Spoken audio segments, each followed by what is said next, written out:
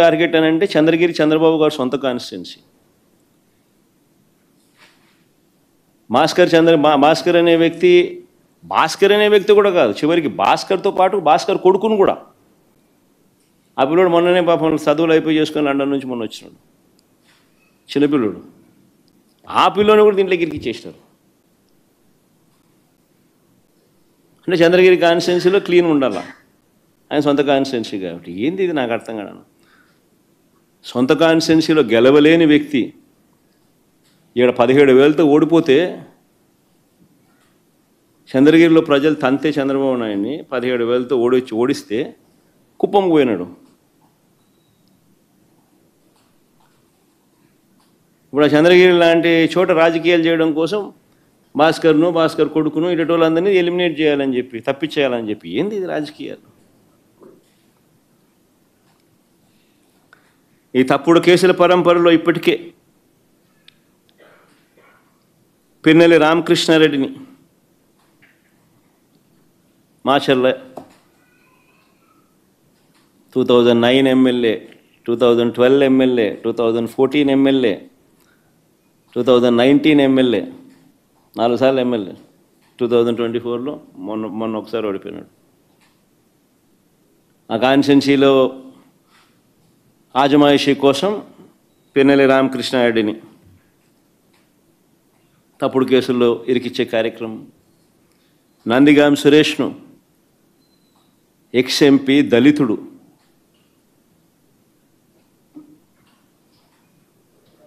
రెండుసార్లు జైల్లో పెడుతున్నాడు. ఒకసారి జైల్లో పెడితే 4 రోజులు జైల్లో పెడితే సుప్రీంకోర్టు దాకా కూడా పోయినాం. కింద మీద పడి ఎట్లనో తనను విడిపించుకొని వచ్చినాం. బెయిల్ తీసుకొస్తే మళ్ళా అరెస్ట్. ఇప్పుడు మళ్ళా దాదాపుగా 3 వారాల నుంచి జైల్లో ఉన్నాడు. సురేష్ భార్య, ఆవిడ మీద కూడా కేసులు. వల్లభనేని వంశీ దాదాపుగా 2 నెలలు దాటింది. ఒక కేసు అయిపోతానే మళ్ళీ ఇంకొక కేసు, ఒక కేసులో బెయిల్ వస్తూనే మళ్ళీ ఇంకొక కేసు. ఇప్పుడు 11 కేసులు అయినట్టున్నాయి. జోగి రమేష్ కొడుకును, కాకాని గోవర్ధన్ని, కృష్ణమోహనను, నా ఓఎస్డీ పాపం, ఆయన చూస్తే కూడా అసలు ఎవడైనా కూడా జాలి అనిపిస్తుంది.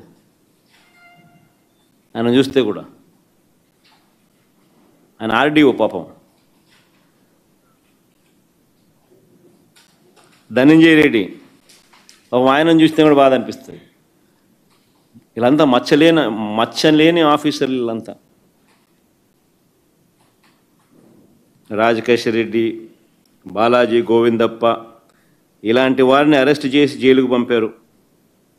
మా ఎంపీ మిథున్ రెడ్డిని ఎప్పుడెప్పుడు అరెస్ట్ చేయాలని చెప్పి వెంటపడతా ఉన్నారు.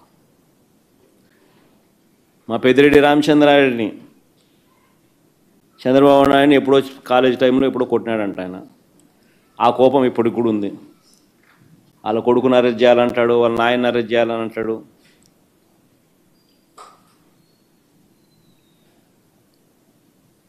పేరుని నాని బాబు కనపడలే ఈరోజు, మామూలుగా ఇప్పుడు ఉంటాడు.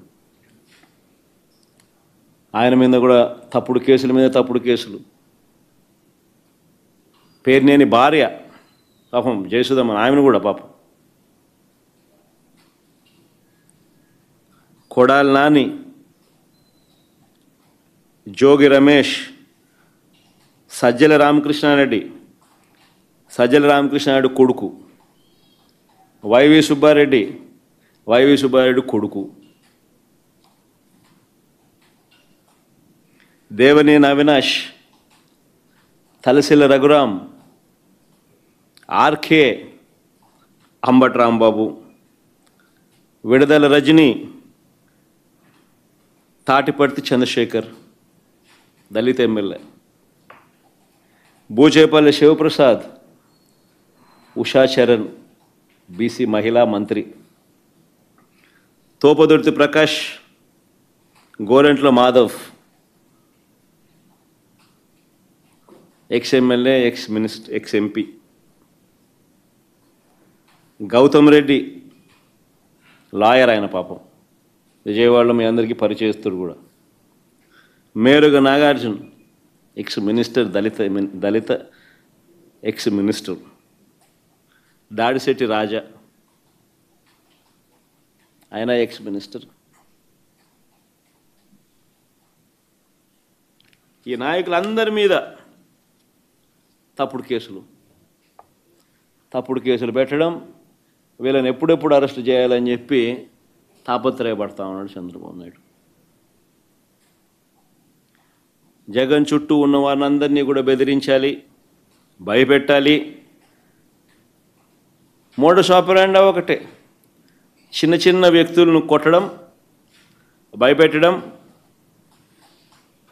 లేదా ప్రలోభాలు పెట్టడం, వాళ్ళ చేత తప్పుడు వాంగ్మూలాలను తీసుకోవడం, అంతే. ఇంకా వీళ్ళని అరెస్ట్ చేయడం.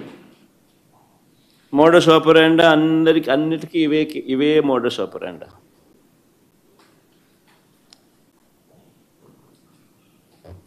అన్నిటికీ సేమ్ మోడస్ ఆపరాండి. మోడస్ ఆపరాండి మాత్రం అన్నిటికీ సేమ్. చిన్న చిన్న వ్యక్తులను కొట్టడం, భయపెట్టడం, ప్రలోభాలు పెట్టడం, వాళ్ళతో స్టేట్మెంట్ తీసుకొని వీళ్ళని అరెస్ట్ చేసే కార్యక్రమం చేయడం. అన్ని తప్పుడు కేసులు, తప్పుడు ఆలోచనలు, తప్పుడు పనులు.